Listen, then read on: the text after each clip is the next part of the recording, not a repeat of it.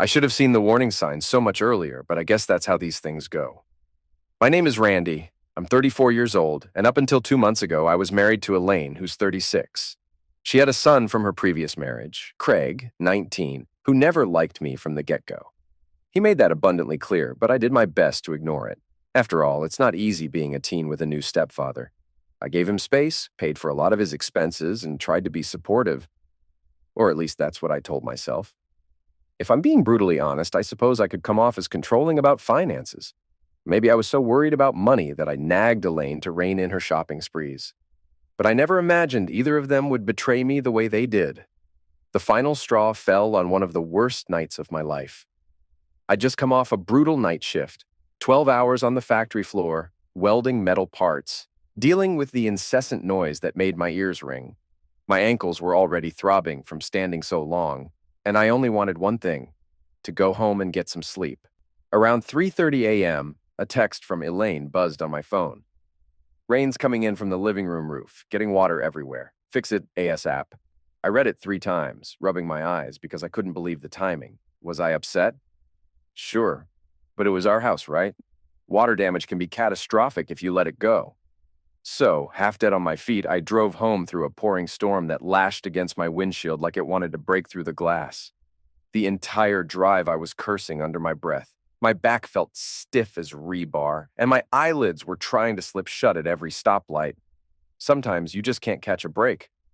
I got home a little before 4 in the morning. I grabbed a ladder from the garage and fumbled around for the tools I'd need. My breath puffed out in sharp bursts, partly from the cold and partly from frustration. The wind whipped across my face the moment I climbed onto the roof, and the rain was coming down sideways. I muttered, "Christ, I'm gonna slip and break my neck," about a dozen times. My hands scraped on the roof tiles, leaving little bloody smears on the shingles. Took me the better part of an hour, but I eventually found the spot. Some shingles had come loose, or so it seemed. I nailed them back in place, sealed them with roofing tar, and tried not to think about how my hands were stinging like open wounds. When I finally crawled down, I felt like I'd gone 10 rounds in a boxing ring. By that point, the exhaustion was bone deep. The only thing keeping me from collapsing right there on the lawn was the thought of my bed. Inside, I found Elaine in the kitchen, scrolling through her phone. She was wearing pajama pants and looked freshly showered. I remember blinking rainwater from my eyes, trying not to drip all over the floor. "Leak's fixed, but we'll need to get somebody to double check once the storm's over," I said. "Might be some damage to the attic insulation." She barely glanced up. "Cool," she replied, voice flat, like I was a waiter handing her the check. Not a hint of relief or gratitude. If anything, she seemed bored. I tried not to let it bother me. I chalked it up to the late hour, or maybe the tension we'd been having about money. I remember saying something like, "I'm gonna crash for a bit," then stumbling to our bedroom and practically face-planting on the bed, jeans, jacket, and all. My last thought was, thank God that's over. Little did I know the real storm was just starting. When I woke up, sunlight filtered through the blinds. My phone read 9:30 a.m., so I'd been asleep about 4 hours. Elaine was standing next to me, arms crossed, her jaw set like she was holding back an eruption of fury. Craig was leaning in the doorframe, arms folded, a smirk on his face. I blinked the sleep from my eyes, my back still screaming from the rooftop ordeal. "What's going on?" I croaked, fumbling for my phone, trying to figure out if I'd overslept or something.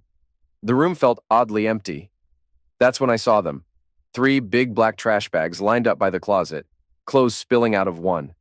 My shirts, my jeans, my stuff. "Get up," Elaine said coldly. "You're leaving." I sat there stunned. A flush of anger pricked my skin. "Leaving? Elaine? What are you talking about?" She didn't hesitate. "I'm done carrying you," she snapped. "You're dead weight. I deserve better. I found better." Her eyes burned with a loathing I'd never quite seen before, and they flicked toward something taped to the refrigerator door, visible through the bedroom's open doorway. It was a note, my name scribbled in big loops. Actually, it said, "You're dead weight. Get out. I'm find a real man." I saw that last line. I'm find a real man, and my mind reared back, trying to process it. My body felt too heavy to move. "What the hell is this?" I finally asked. "You can't just—" Craig laughed under his breath. He actually tossed my truck keys at me. They landed on the bed. "Mom says go cry somewhere else. Don't come back," he said, that smirk never leaving his face. That's when I noticed my wallet on the nightstand, empty. The $200 I'd had was gone. I whipped my head up to glare at them both. You took my money? Elaine shrugged, looking almost bored. Joint money, if you ask me, she said, her voice dripping with sarcasm. I've covered for your sorry ass long enough. Covered for me? I exploded, not caring if I sounded hysterical. I've been paying the mortgage and bills, working night shifts. Save it, she spat. I'm seeing someone else, someone who's not a loser with a dead-end job. You've got 5 minutes to get your stuff out of here before I call the cops. My head swam, torn between anger and heartbreak. She's seeing someone else? My gut churned. Was that why she'd been so distant? Why she had that smug attitude lately? Craig stepped forward, his grin warping into something nastier. I set them up, actually, he said proudly. My boss at the car shop. Mom's been seeing him for months. He's got cash, unlike you. I stared at him in disbelief. You? I sputtered. You arranged dates for your mom? With your boss? He shrugged. Yeah. Steve's way cooler than you. Things might have gone violent if I hadn't been so drained. My left hand was still throbbing from the roof tar. Instead, I forced myself to stand. Elaine, let's talk about this rationally, I said, stepping toward the door. If we're separating, we'll need— Out! Elaine shrieked, sounding like she was right on the edge of losing control. Now! So that was that. In a daze, I stuffed whatever I could into those trash bags. I tried to pull a t-shirt on, all the while my brain repeated. She found someone else. She planned this. Craig had his phone pointed at me, filming, eyes gleaming with malice. Just in case you do something stupid, he said. You know, in case you get violent. My hands balled into fists, but I held it in. They wanted me to do something rash so they could call the cops. Instead, I marched to the living room, ignoring the ache in my spine, ignoring the fact that my hand still had dried blood from the roof. I saw the note on the fridge again. You're dead weight. Get out. I'm find a real man. I yanked it off and crumpled it. I turned around one last time, saw Elaine's furious glare and Craig's smug face. I wanted to scream, "You're in my house!" But part of me wondered if we'd put both of our names on the deed. Everything after we got married was such a blur. I left with my clothes in garbage bags and a heartbreak so intense it felt like my chest was caving in. The door slammed. The deadbolt clicked. In 10 minutes, I'd gone from husband to homeless man. By noon that same day, I was parked behind a 24-hour supermarket, numb and cold despite the warm sun. My phone calls and texts to Elaine went unanswered. I ate stale crackers for lunch, half hoping this was a dream, but the rawness in my scraped palms told me otherwise. I tried to lie down in the truck's cab, but every time I closed my eyes, I saw Elaine's face full of contempt, Craig's mocking smirk. I barely slept. The next morning, I used a day pass at the local gym to shower and brush my teeth. I stared at myself in the mirror, puffy eyes, stubbled cheeks, a tired, middle-aged man whose entire life had just imploded. The irony stung. For years, I'd kept track of every dollar we spent, scolded Elaine for buying too many fancy shoes, tried to manage the budget responsibly. Sure, I might have been controlling about money, but look where it got me. Kicked out, broke, humiliated. Night 2 in the truck was worse. My back screamed every time I shifted positions. I had a single blanket over me, listening to the hum of passing cars. My thoughts churned like a pot left to boil over, replaying Elaine's sneer. I've found someone else. Sometime around 2 a.m., I dozed off, only to be startled awake by a knock on the window. A security guard brandishing a flashlight told me I couldn't sleep in the lot overnight. So I drove to another all-night location, cursing under my breath. By morning, my phone had a bank notification. The joint account was empty. Of course, she had drained it. A red wave of fury washed over me. Years of scrimping and saving gone. Work was a blur of exhaustion and half-hearted small talk. Wyatt, a coworker who'd always been friendly, pulled me aside on my lunch break. He said, "Randy, you look like you haven't slept in a week." "What's up, man?" "Nothing," I mumbled, but my voice wobbled. And that was enough for Wyatt to keep pushing until I finally spilled everything. He stared at me, jaw slack. "Dude," he said, "stay on my couch. You can't live in your truck. That's insane." I didn't want to impose, but I had nowhere else. So that's how I ended up in Wyatt's tiny living room, on a couch with a creaky fold-out bed, my meager belongings in a corner. By the third night, I had a plan. Check the deed on the house. My grandfather had willed that place to me years before. I was almost certain it was mine alone, but I'd never updated it after marriage. If it was truly only in my name, she had no legal right to keep me out. I ran into Elaine's cousin, Sabrina, at a gas station a week later. She was an odd one, never warmed to me, but that day she looked almost ashamed to run into me. She blurted out, "I'm so sorry for what happened. Elaine's been planning to kick you out for months. She told everybody you were worthless, a total drain on her life. She's got another man, you know." I swallowed the lump in my throat. "Yeah, I know," I said quietly. "Craig's boss, apparently." Sabrina nodded, gaze darting around like she worried someone would see her talking to me. Then she revealed something horrifying. The leak that night? Elaine had manufactured it with a garden hose. She wanted me so tired from working all night and climbing on the roof that I'd be too exhausted to fight back. Sabrina even said Elaine bragged about it at some family gathering, crowing about how I'd never see it coming.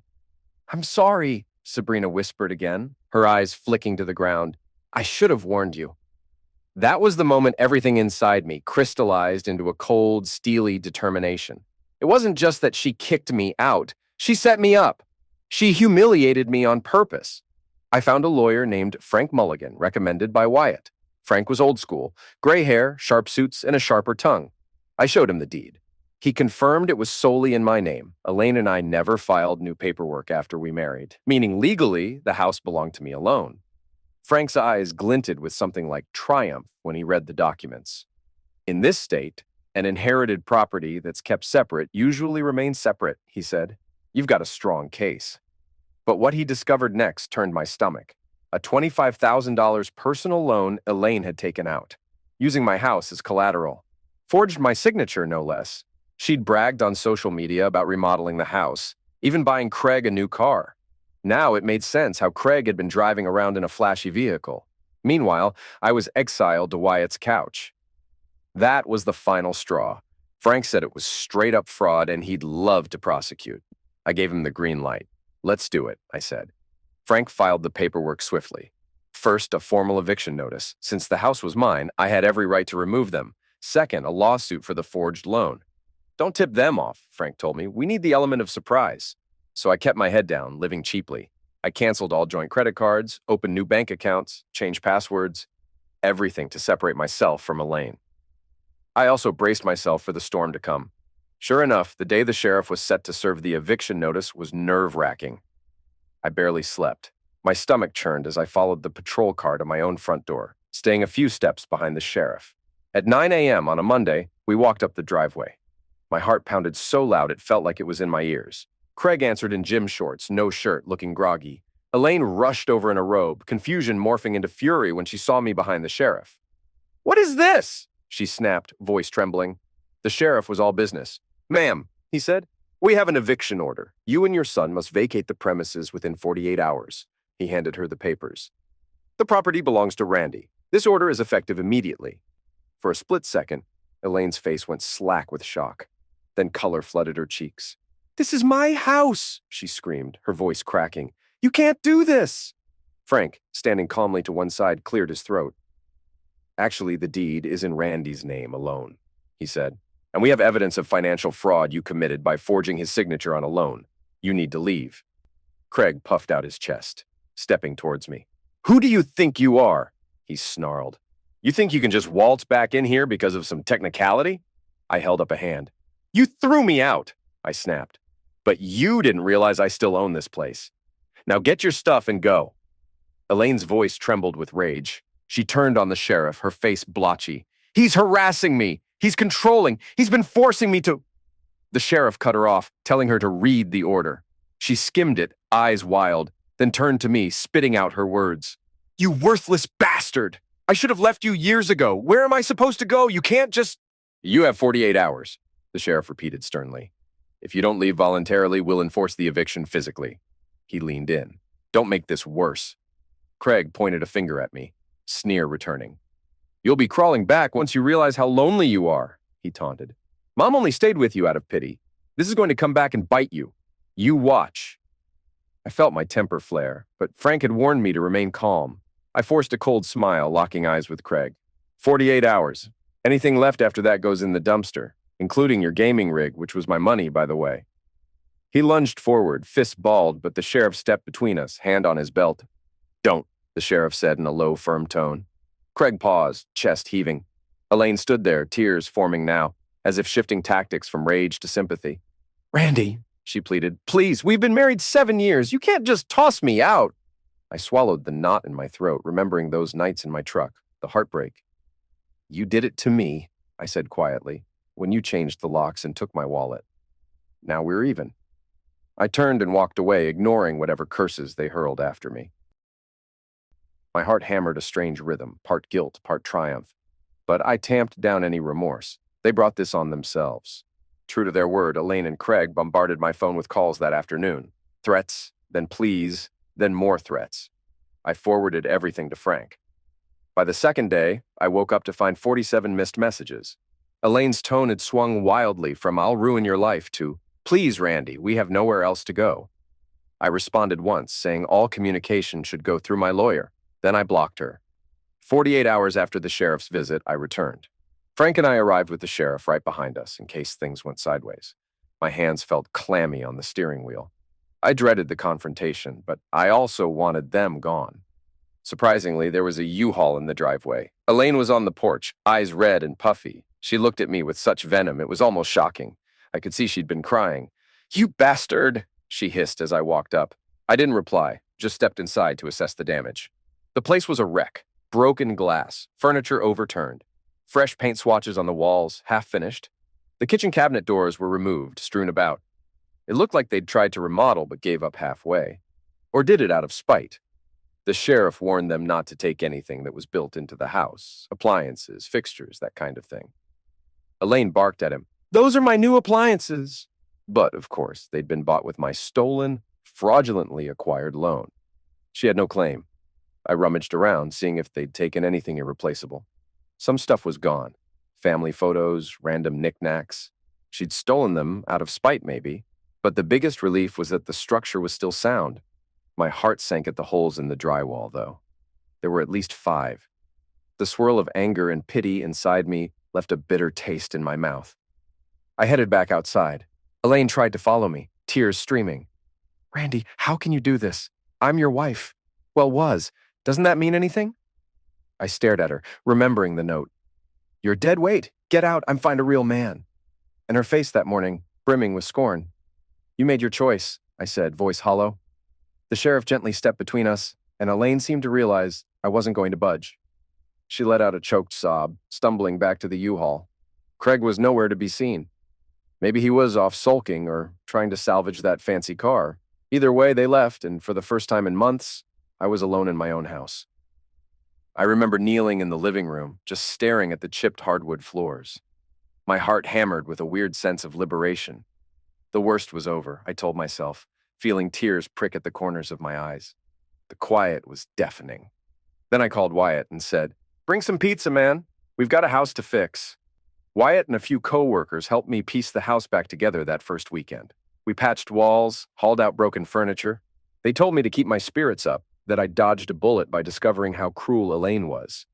Maybe they were right, but it still felt like a kick in the gut. 7 years thrown away. Elaine's sister Alexandra showed up a few days later. She said Elaine and Craig were staying in her basement, but that her controlling husband Stetson was making life miserable. My eyebrows shot up. Apparently, Elaine's lavish lifestyle had come to a grinding halt, and with no money left, she was at the mercy of a jerk even worse than me, if you'd believe it. Alexandra needed help escaping her own toxic marriage. I gave her some resources, helped her contact a women's shelter. If nothing else, this fiasco taught me how important it was to have a backup plan. A week or two passed quietly. I spent my evenings patching holes in the walls, painting over the hideous color Elaine had started. The nights were still haunted by insomnia, though. Sometimes I woke in a cold sweat, dreaming that Elaine or Craig was looming over my bed, hurling insults. But each day I felt a little more stable. Then it all erupted again. Elaine had apparently tried to settle with some landlord for a new place, but she had no credit left. Her fraud was catching up to her. The loan company was pressing charges. Her fancy boyfriend, Steve, vanished. I heard rumors from Sabrina that he'd ghosted Elaine the second she mentioned the stolen loan money and her eviction. Typical. If Elaine thought she'd found a real man to fix her problems, she'd been wrong. One morning, I stepped onto my porch, sipping coffee, when a tow truck pulled up unannounced. At first, I was confused. Then I realized they were repossessing the furniture and appliances that had been financed under the forged loan. I saw Craig come running from down the street, shouting, "Stop! You can't take that, it's ours." The driver said, "I have the order right here." Then he started loading a brand new washing machine onto the truck bed. Craig, face red with rage, tried to jump onto the flatbed. He was screaming, "I'll kill you if you take my stuff."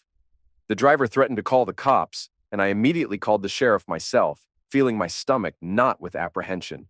Meanwhile, Elaine showed up, shrieking, "You can't do this! Randy, tell them to stop!" I shook my head. "This is out of my hands," I said. "You financed this stuff illegally. The bank is repossessing it." She shot me a glare that could peel paint. Then, in a move that left me speechless, she stormed over to the sheriff, who had just arrived, and shoved him. "This is my house!" she yelled. "These are my things! That man is controlling me! He's behind all of this!" The sheriff stumbled back, eyes blazing with anger at being assaulted. He grabbed her wrist, twisting it behind her back in a swift motion. "Lady, that's assault on an officer!" She fought back, flailing her free hand, tears streaking her cheeks. "You piece of trash! You can't arrest me! Don't you know who I am?" Craig tried to intervene, but two more deputies arrived, wrestling him to the side. By the time the dust settled, Elaine was face down on the pavement, arms pinned behind her.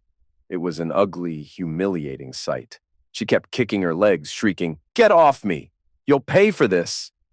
But the deputies were having none of it. I just stood there numb as they hauled her up and led her, still cursing and spitting, to a squad car. She spent a few days in jail, from what I heard, before being released on bail. I might have felt sorry for her once, but the only emotion left in me was a weird heaviness. She made this bed herself. Now she had to lie in it. You would think after that arrest, after being tossed out and losing nearly everything, Elaine would leave me alone. But fate had other plans. I'd installed new locks and a security system, but I still slept restlessly. Sometimes I felt I was being watched. I brushed it off as paranoia until the night I heard glass shatter downstairs. It was around 2 a.m. I jolted awake, heart hammering. My mind shouted, "Burglars!" I hurriedly opened my bedside table and grabbed my Magnum revolver. My entire body shook as I slipped into the hallway. I could hear voices downstairs, hushed, urgent. I flipped on the flashlight strapped under the barrel of my Magnum. Creeping down the stairs, I felt my breath hitch.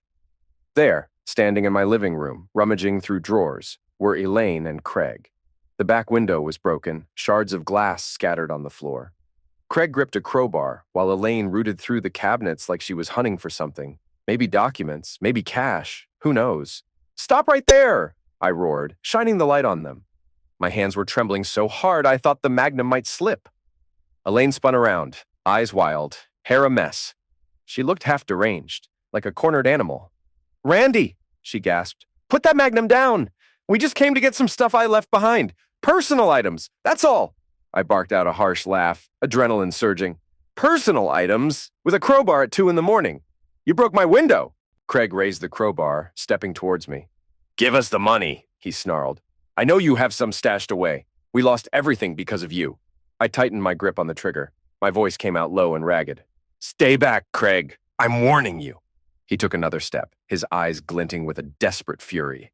I fired a warning shot into the ceiling, plaster raining down in a cloud of dust.